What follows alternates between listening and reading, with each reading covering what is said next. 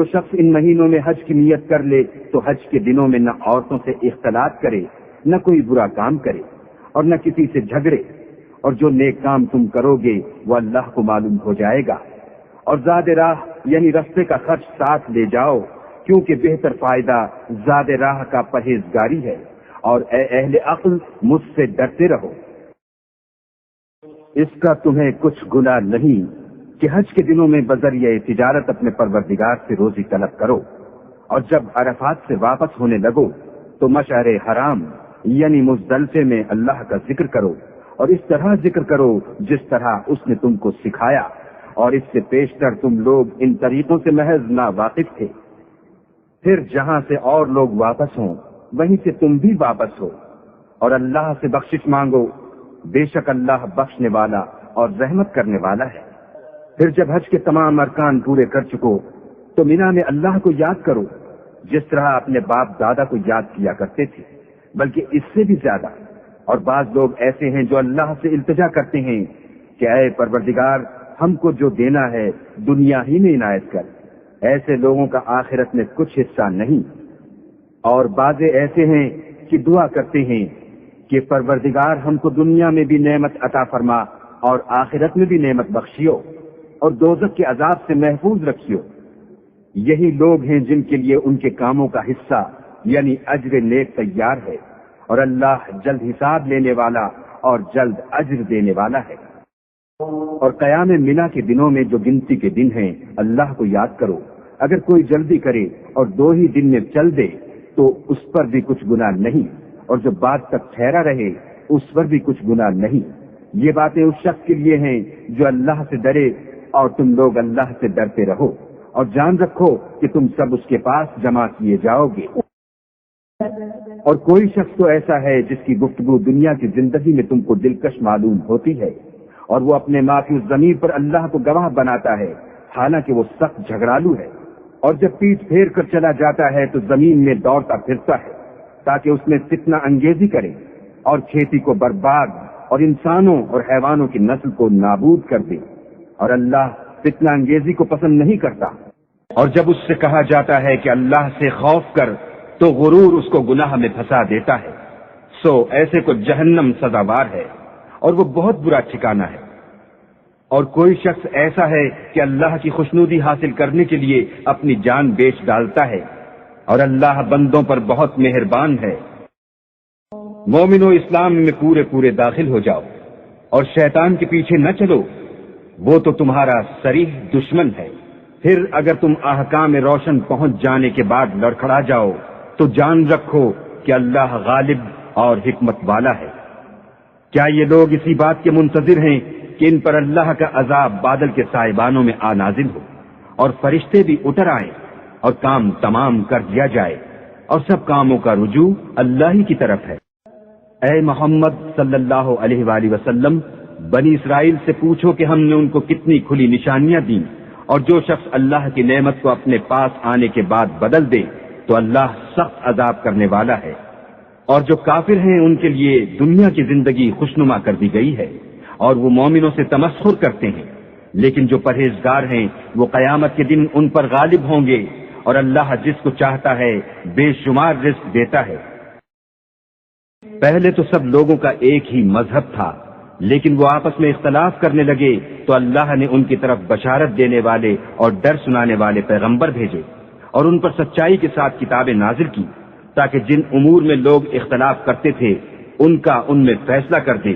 اور اس میں اختلاف بھی انہی لوگوں نے کیا جن کو کتاب دی گئی تھی، باوجود کہ ان کے پاس کھلے ہوئے احکام آ چکے تھے، اور یہ اختلاف انہوں نے صرف آپس کی ضد سے کیا۔ تو جس امر حق میں وہ اختلاف کرتے تھے اللہ نے اپنی مہربانی سے مومنوں کو اس کی راہ دکھا دی، اور اللہ جس کو چاہتا ہے سیدھا رستہ دکھا دیتا ہے۔ کیا تم یہ خیال کرتے ہو کہ یوں ہی بہشت میں داخل ہو جاؤ گے، اور ابھی تم کو پہلے لوگوں کسی مشکلیں تو پیش آئی ہی نہیں، ان کو بڑی بڑی سختیاں اور تکلیفیں پہنچی، اور وہ صعوبتوں میں ہلا ہلا دیے گئے،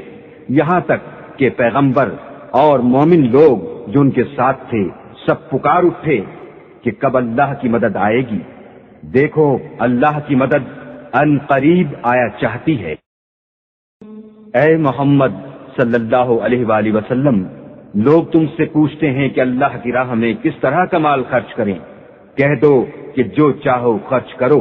لیکن جو مال خرچ کرنا چاہو وہ درجہ بدرجہ اہل استحقاق یعنی ماں باپ کو اور قریب کے رشتہ داروں کو اور یتیموں کو اور محتاجوں کو اور مسافروں کو سب کو دو، اور جو بھلائی تم کرو گے اللہ اس کو جانتا ہے۔ مسلمانوں، تم پر اللہ کے راستے میں لڑنا فرض کر دیا گیا ہے، وہ تمہیں ناگوار تو ہوگا، مگر عجب نہیں کہ ایک چیز تم کو بری لگے اور وہ تمہارے حق میں بھلی ہو، اور عجب نہیں کہ ایک چیز تم کو بھلی لگے اور وہ تمہارے لیے مضر ہو، اور ان باتوں کو اللہ ہی بہتر جانتا ہے اور تم نہیں جانتے۔ اے محمد صلی اللہ علیہ وآلہ وسلم، لوگ تم سے عزت والے مہینوں میں لڑائی کرنے کے بارے میں دریافت کرتے ہیں۔ کہہ دو کہ ان میں لڑنا بڑا گناہ ہے، اور اللہ کی راہ سے روکنا اور اس سے کفر کرنا اور مسجد حرام یعنی خانہ کعبہ میں جانے سے بند کرنا اور اہل مسجد کو اس میں سے نکال دینا جو یہ کفار کرتے ہیں، اللہ کے نزدیک اس سے بھی زیادہ گناہ ہے، اور فتنہ انگیزی خون ریزی سے بھی بڑھ کر ہے، اور یہ لوگ ہمیشہ تم سے لڑتے رہیں گے یہاں تک کہ اگر مقدور رکھیں تو تم کو تمہارے دین سے پھیر دیں، اور جو کوئی تم میں سے اپنے دین سے پھر کر کافر ہو جائے گا اور کافر ہی مرے گا تو ایسے لوگوں کے اعمال دنیا اور آخرت دونوں میں برباد ہو جائیں گے، اور یہی لوگ دوزخ میں جانے والے ہیں جس میں ہمیشہ رہیں گے۔ اور جو لوگ ایمان لائے اور اللہ کے لیے وطن چھوڑ گئے اور کفار سے جنگ کرتے رہے وہی اللہ کی رحمت کے امیدوار ہیں، اور اللہ بخشنے والا اور رحمت کرنے والا ہے۔ اے پیغمبر، لوگ تم سے شراب اور جوئے کا حکم دریافت کرتے ہیں، کہہ دو کہ ان میں نقصان بڑے ہیں اور لوگوں کے لیے کچھ فائدے بھی ہیں، مگر ان کے نقصان فائدوں سے کہیں زیادہ ہیں۔ اور یہ بھی تم سے پوچھتے ہیں کہ اللہ کی راہ میں کون سا مال خرچ کریں، کہہ دو کہ جو ضرورت سے زیادہ ہو۔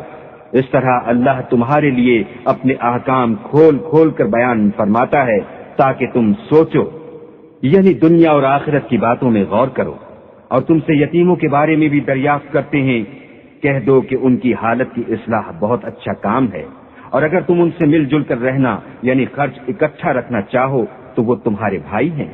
اور اللہ خوب جانتا ہے کہ خرابی کرنے والا کون ہے اور اصلاح کرنے والا کون،